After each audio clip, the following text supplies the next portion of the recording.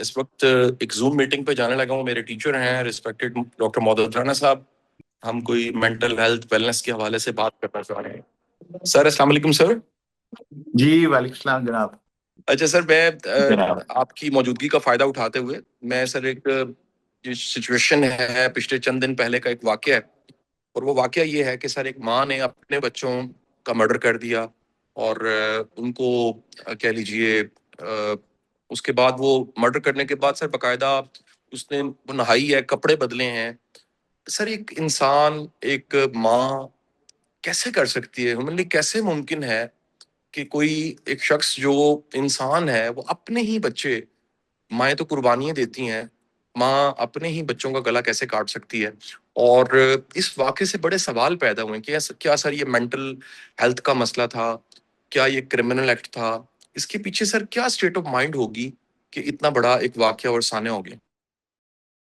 अच्छा, देखिए मैं आपकी वसादत से पहली जो गुजारिश करना चाहता हूँ शाह साहब, वो ये है कि इंसानी फितरत ये है कि जब भी वो कोई अंदोहनाक हादसा देखता है या कोई वाकया सुनता है इस अंदाज का, इससे बड़ी ट्रेजेडी क्या हो सकती है जो आपने डिस्क्राइब की है और हम सब ने, अ, उसमें एक बात का एहतमाम करना चाहिए कि ये, इसको हम टेक्निकली कहते हैं कॉग्निटिव डिसोनेंस।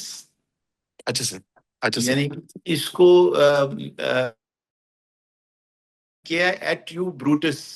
यानी अच्छा सर। एक एक दोस्त है आपका, एक शख्स है जो कि आप बहुत करीब है, वो जब हम्म, आपको धोखा दे तो आप उसको एक अजीब सी नजर से देखते हैं कि ये कैसे हो सकता है, जैसे आपने हम्म, ये अभी लफ्ज इस्तेमाल किया। जी सर। ये कॉग्निटिव डिसोनेंस है कि एक माँ जो कि अपने बच्चों को बड़ा करती है और सही सर। अपना गोशा वो किस तरह से इस तरह की कैफियत में चला जाता है।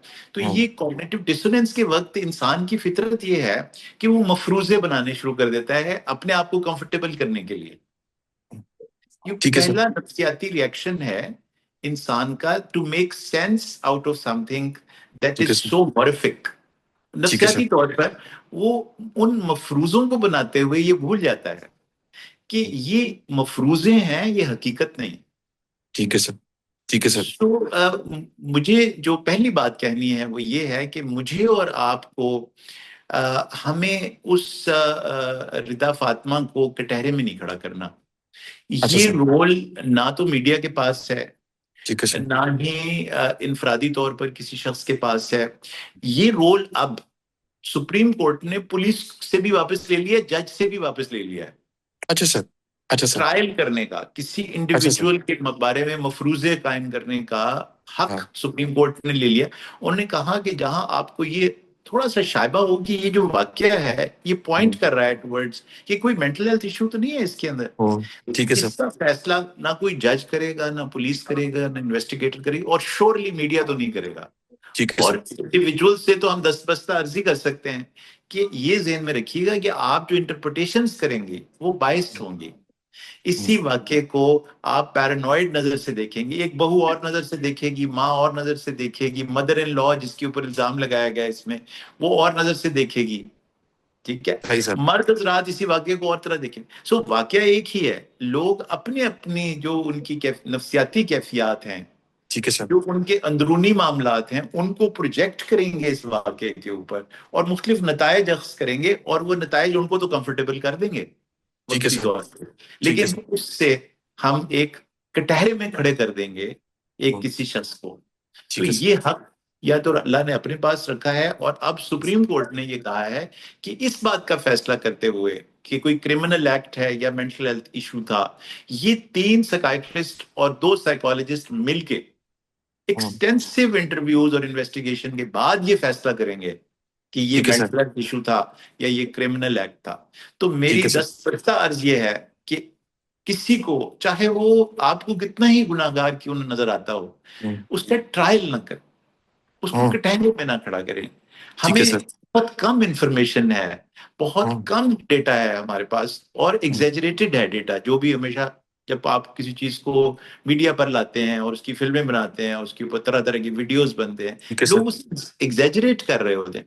तो हम्म, मैं किसी का डिफेंस नहीं कर रहा यहाँ पे, हम्म, लेकिन मैं मैं सिर्फ ये समझ गया कहने सर। की कोशिश कर रहा हूँ कि हमें हक नहीं है कटहरे हम्म, में खड़ा करने का। हाँ, हम्म, हम बिल अमूम एक बात जरूर डिस्कस कर सकते हैं कि वो क्या माशरती या नफसियाती महरक़ात होते हैं ठीक है जिसके सर। अंदर इस तरह के वायलेंट एक्ट्स होते हैं, और फिर उनके बारे में ये शायबा पैदा होना शुरू हो जाता है, लोगों के जहन में अवाम पैदा होने शुरू हो जाते हैं जी सर। कि नहीं कहीं कोई मेंटल हेल्थ इश्यू तो नहीं है। वो ठीक है हम सर। फिल्मों में एक फिनोमेना के तौर पर डिस्कस करें, अपने आप सर को अलग करके, क्योंकि ये ठीक अब है सर। अंडर ट्रायल है सारे का सारा किस्सा। इससे हम राइट डिटैच सर। करके इसको एक केस रिपोर्ट के तौर पर ले सकते हैं, जी लेकिन सर। हम इसकी जो बाकी चीजें हैं, जो जुजियात हैं, उस पर हमें मेरे ख्याल में राय सही सर। नहीं देनी चाहिए, मेरी नजर। मैं सर समझ, अच्छा सर, मैं फिर इस सवाल के साथ एक और क्वेश्चन बिल्कुल साथ ही मैंने नोट किया हुआ था सर। पिछले सर कुछ सालों में इससे मिलते जुलते बेशुमार सर हम वाकयात देखते हैं। अखबारों की सुर्खियां बढ़ी हुई हैं सर, सोशल मीडिया और मीडिया भरा हुआ है सर। ऐसे बड़े वाकयात हैं सर जो कह लीजिए कि इंसानी जहन या हम हजम नहीं कर पाते कि ये कैसे हो सकता है कि एक जो बाप है वो बेटी को गाड़ी में उसने बिठाया है, उसको एक लॉलीपॉप दिया है और वो एक वीडियो रिकॉर्ड कर रहा है कि हम थोड़ी देर बाद सुसाइड करने जा रहे हैं, और कुछ ही देर के बाद वो किसी नहर में छलांग लगाता है बेटी के साथ और फिर दोनों की डेड बॉडी मिलती है। ऐसे बड़े वाकयात सर जिसमें पूरी फैमिली को वालिद या माँ लेकर ट्रेन के आगे खड़े हो गई सर, या पूरी फैमिली को घर के बड़े नहीं, वालिद ने, वालदा ने, किसी ने जहर दे दिए। कैसे मुमकिन है कि सर इंसान अपने खूनी रिश्ते को खत्म कर दे? मैं सिर्फ सिर्फ ये जानूंगा कि एक टर्म है सर एंगर मैनेजमेंट, और एक टर्म है कि एंगर के नेक्स्ट लेवल पे हैवानियत है। एक लेवल है सर असफला साफिलीन का, एक लेवल है जहां पर इंसान इंसान नहीं रहता सर, वो जानवर से भी बदतर और बदतरीन हो जाता है सर। बेशक। नफ्सियाती तौर पे सर इसका कैसे तज्जिया किया जा सकता है, इस स्टेट ऑफ माइंड का? क्या ये डेवलप होती है? क्या ये कोई एक मूवमेंट होता है जिसमें हो जाती है? क्या इसकी पूरी कोई हिस्ट्री होती है? क्या एक इर्तिका का अमल है कि इंसान के अंदर का हैवान, जिसे रूमी ने भी कहा है कि भेड़िया है इंसान के अंदर, और या फिर फरिश्ता है, वो डेवलप होता है और फिर ऐसा एक्ट हो जाता है? हम्म। अच्छा देखिए, वो तो मेरे ख्याल में मुख्तसर सी हम अगर इसको इस वक्त तज्जिया करते हुए देख लें, तो ये तय कर लें हम पहले कि जो हमारे ऊपर जो सिविलाइज्ड होने का या जो ह्यूमेन होने का की जो तय है, ये दिमाग की सतह के ऊपर सबसे बारीक लेयर है, और इसको हटने में कोई वक्त नहीं लगता। हम्म, यानी ये सबसे थिन लेयर है। ठीक है सर। और जिस वक्त एक मैच पड़ेगा कि एक तरफ ह्यूमन सिविलाइज्ड या ह्यूमनाइज्ड फॉर्म इंसान की, उसकी इंटेलेक्ट, उसकी अक्ल सलीम, उसकी समझ बूझ, उसके अंदर की इंसानियत, उसके अंदर का उसके अंदर जो वो एलिवेट हो गया है, सिविलाइज्ड हो गया हुआ है, इस बात से पड़ेगा, हम्म, उसकी इंस्टिंक्ट से पड़ेगा। तो याद रखिए, इंस्टिंक्ट और जज्बात अकल से बहुत पहले उसके अंदर मौजूद थे। ठीक है सर। ठीक है ठीक है, सर। इस मैच को अकल हार जाएगी।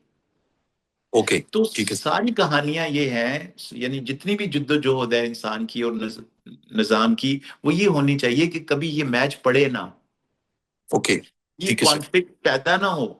जो ठीक है सर। अच्छी तरबियत होती है, या जो खुशहाल माशरे होते हैं, या जो सेहतमंद माशरे होते हैं, वो ठीक है इस सर। बात का एहतमाम करते हैं कि कभी ये मैच ना पड़े। अब ठीक है मिसाल सर। के तौर पर इंसान की सिविलाइज्ड होने का मैच इंस्टिंक्ट से पड़ गया भूख से। हम्म, सही सर। तो जब भूख से मैच पड़ेगा ना, हम्म, तो फिर वो इस्लाम को, तालीमात को, मजहबी किताबों को भूल जाएगा।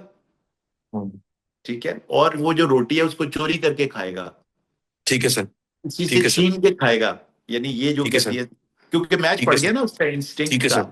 तो वो ठीक है हार सर। जाएगा, इंस्टिंक्ट ठीक है जीत सर। जाएगा। ठीक है सर। इसी तरह से जज्बात का भी जिस वक्त मैच पड़ता है, जज्बात भी जीत जाते हैं। हम्म, ठीक है। ठीक है सर। तो कोशिश ये होनी चाहिए हमारी कि हम्म, जज्बात का और इंस्टिंक्ट का अकल के साथ मैच पड़े ना। अकल ठीक है जो सर। है वो हमेशा सपोर्टेड फील करे अपने जज्बात से और अपनी हम्म, इंस्टिंक्ट की प्रोटेक्शन से। ये मामला मुआशरती तौर पर हम्म, उन लोगों पर होता है जो किसी इंसान के इर्द गिर्द होते हैं। ठीक है वो सर। ठीक उसको है सर। रिश्तों के और प्यार और मोहब्बत के इस हसार में रखें ठीक है सर। ठीक है कि सर। वो जो जज्बात हैं वो कभी हीट अप ना हो, ठीक है सर। वो जो इंस्टिंक्ट है वो कभी मैच डलने वाली कैफियत तक आए ही नहीं, वो पूरी होती रहे। बिल्कुल ठीक है सर। तो ठीक है जो सर। मुफलिसी है ना, मुफलिसी जी सर। कौन साहिर के हिस्से लताफत को ठीक है। सर ये तो बड़ा ये फलसफा। जो तो ये जो मुफलिसी है, ये हिस्से लताफत को मिटा देती है। और ठीक है सर। फिर जो गुर्बत और इफलास है, ये ठीक है सर। इंसान की अखलाकियात को तबाह बर्बाद कर देते हैं। सो बिल्कुल ठीक है जब सर। भी आप इस तरह की कैफियत में देखें तो याद रखें कि एक हसार पहले टूटता है इंसान के इर्द गिर्द, जिसकी वजह से उसने वो अपने सामने मोहब्बत का जो हिसार, उसके इर्द गिर्द रिश्तों का हिसार कायम होता है, ठीक है वो सर। आइसोलेटेड जब हो जाता है, मुआशरे से अलग हो जाता है। तो अगर एक कोई जोड़ा है जो किसी जगह के ऊपर गुर्बत की जिंदगी किसी जगह पे गुजार रहा है, किसी फ्लैट में, ठीक है सर। ना कोई माँ बाप हैं करीब, ना ही कोई मामा चाचा पास है, ना दादा दादी पास है, ना ही कोई ठीक है सर। दोस्त संगी बेली है जो उनके अंदर बीज बचाव करा सके, जो हम्म। मुश्किल के वक्त उनके काम आ सके। तो हम्म। फिर ये होगा कि ये दोनों लोग जब किसी जगह पर स्टक होंगे as a hmm. Nuclear family अकेले, हम्म। और उनके दरमियान किसी भी वजह से कोई तनाजा खड़ा हो जाएगा जी या सर। नजा की कैफियत पैदा हो जाएगी। ठीक है सर। वो वो नजा की कैफियत की बहुत सारी बुनियादें हो सकती हैं, सही सर। ठीक ठीक है। सर। लेकिन जब वो लड़ाई झगड़े और नजा की कैफियत पैदा होगी, अगर उसके पास वो हिसार रिश्तों का नहीं होगा, ठीक है सर। ठीक है। ठीक है सर। यानी आज की सूरत हाल ये है कि जो मेरा नेबर है, जो साथ है, वो मेरे बच्चों के चीखने की आवाज सुनकर हम्म। सुन तो रहा है, ठीक है सर। लेकिन वो दरवाजा खटखटा के पूछ नहीं रहा कि क्या हुआ आपके बच्चों को। हो ये ट्रेजेडी है सर आज, बिल्कुल ठीक है सर। ठीक है ये ना। बहुत बड़ी ट्रेजेडी और है सर। ये जब आप मुख्तलिफ वीडियोस देख रहे हैं इस वाक्य के हवाले से भी, तो उसमें ऐसा हुआ है, हम्म। जी सर। लेकिन किसी ने कोई भार महसूस नहीं किया, जैसे पंजाबी में हम्म। कहते हैं हाँ कि मैं बिल्कुल ठीक है मैं सर। इस बात को बिल्कुल ठीक है। देखूं जाके कि क्या हो रहा है। सो असल मसला ये है कि टूटते जा रहे हैं हिसार माशरती मोहब्बत के रिश्तों के, और हम्म। उसमें इंसान तन्हा होता जा रहा है। और जैसे जैसे वो तन्हा होगा, कुंडी लगेगी, हम्म। तो वो जो कुंडी लगने के बाद उसके अंदर का जानवर है, हम्म। उसके बाहर निकलने की और रूमी के भेड़िए के बाहर हम्म। निकलने के इम्कानात उस आइसोलेशन में ज्यादा हो जाएंगे, जिस वक्त उसके गिर्द मोहब्बत और प्यार का इजहार खत्म हो जाता है। और फिर वो बहुत ज्यादा रिएक्टिव हो जाता है। फिर उसके अंदर जो जज्बात हैं वो टेक ओवर कर लेंगे, उसकी इंस्टिंक्ट टेक ओवर कर लेंगी, और वो भूल जाएगा कि वो किसी की माँ है, कि किसी का सही सर। बाप है, सही और सर। वो किसी का बच्चा है, और उसका क्या रिश्ता है। सही सर। एक सर सवाल मैं आपसे और अर्ज करना चाहूंगा सर, किस तरह के लोगों में इस तरह का रुझान ज्यादा होता है? क्या ये इम्पल्सिव होते हैं, हसास ज्यादा होते हैं, बेरहम ज्यादा होते हैं, या कह लीजिए कि उनकी अगर अगर हमने कहीं ढूंढना है कि खुदा ना खास्ता इस किसी में इस तरह का वो पोटेंशियल पाया जाता है, जिस तरह से सर आपके साथ कई दफा हमारी नशिस्त हुई, यूनिवर्सिटी में भी एक बड़ी जबरदस्त नशिस्त हुई सुसाइड के हवाले से, खुदकुशी करने का पोटेंशियल और उसके महरक़ात पे, इस तरह का एक्ट सर जो कि बड़ा एक एबनॉर्मल एक्ट है, बड़ा दिल खराश एक्ट है। मैं सर ऐसे कई लोगों को जानता हूँ जिन्होंने सिर्फ इस खबर को सुना है, थोड़ा सा फॉलो किया, वो खुद नॉर्मल नहीं रहे, वो तकलीफ में चले गए। इस तरह की वाकयात सर, कुछ लोग एक हादसा देख के नॉर्मल नहीं रहते। मैं ये जानना चाहूंगा कि ये जो पोटेंशियल है सर किसी में हैवान बनने का या डीह्यूमनाइज होने का, ये पोटेंशियल किस तरह के लोगों में पाया जाता है, और हमें जो हम सारे रेस्क्यू करने वाले हैं, सुनने वाले हैं, वो इनको किस तरह से बचा सकते हैं कि इस बंदे में ये पोटेंशियल पाया जाता है? अच्छा, ये पोटेंशियल जो है ना, इसकी दागबेल तो पड़ती है जिंदगी के पहले 8 सालों में, तो फर्स्ट 2000 डेज ऑफ लाइफ। यानी वो जो कंसेप्शन से लेकर और 8वें साल तक की जो उम्र है, वहां तक अगर आप जाएं तो मुख्तलिफ पहलू, मुख्तलिफ मामलात, मुख्तलिफ रवैये, मुख्तलिफ हादसात, माँ बाप के आपस में जो कॉन्फ्लिक्ट्स हैं, जो घरों के अंदर एक जूतों में दाल बढ़ रही है, जो बच्चा देख रहा है, एक शदीद हिजान की कैफियत घर में आई हुई, तो जी उसकी जो इमोशनल डेवलपमेंट है वो जी रुक जाती है। जब ठीक है वो सर। रुक जाती है, तो फिर उसके अंदर इम्पल्स पैदा होने के हम्म। इम्कानात ज्यादा हो जाते हैं। ये टेक्निकल सी बात है, लेकिन मैं इसको आसान कर दूं कि जैसे ही इंसान का जो ब्रेन है या नर्वस सिस्टम वो मेच्योर हो जाता है, तो वो इम्पल्स पे नहीं चलता, वो स्टिमुलस का इंतजार करता है, स्टिमुलस को प्रोसेस करता है और फिर एक रिस्पॉन्स देता है। लेकिन अगर इमोशनली ब्रेन इमेच्योर होगा, हम्म। जज्बाती तौर पर इमेच्योर होगा, तो फिर उसके अंदर किसी स्टिमुलस को रिसीव करने के बाद प्रोसेस करने की कैपेसिटी कम हो जाएगी। बहुत आला सर, बड़ी वो क्लैरिटी, बिल्कुल ठीक वो है सर। एकदम रिएक्ट करेगा, जिसको कहते हैं नी जर्क रिस्पॉन्स देगा, ठीक है क्योंकि सर। उसके अंदर न्यूरोलॉजिकल मेच्योरिटी के लिए जो मोहब्बत, प्यार, खलूस, इत्मीनान, सिक्योरिटी की फिजा चाहिए थी, ठीक है सर। वो उस बच्चे को मिली नहीं।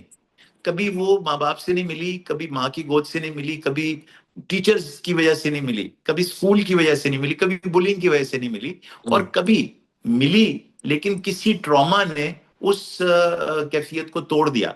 यानी वो ठीक है सर। खुद किसी abuse, emotional abuse, physical abuse या सेक्सुअल अब्यूज का और हिरास का निशाना बन गया या बन गई।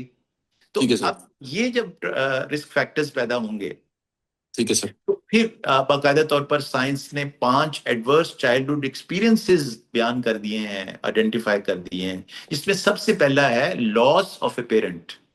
ठीक है sir. Loss of a parent, absence of a parent, अच्छा sir. Absence of both the parents, ठीक है sir. Neglect, neglect of a child, यानी निग्लेक्ट, बच्चा तो आपने पैदा कर दिया लेकिन उसको निग्लेक्ट करना शुरू कर दिया, खाने के हिसाब से भी, पीने के हिसाब से भी, सिक्योरिटी के हिसाब से भी, प्यार के लिहाज से भी, उसको ठीक है अपने सर। आप से दूर कर दिया, ठीक है सर। निग्लेक्ट हो गया।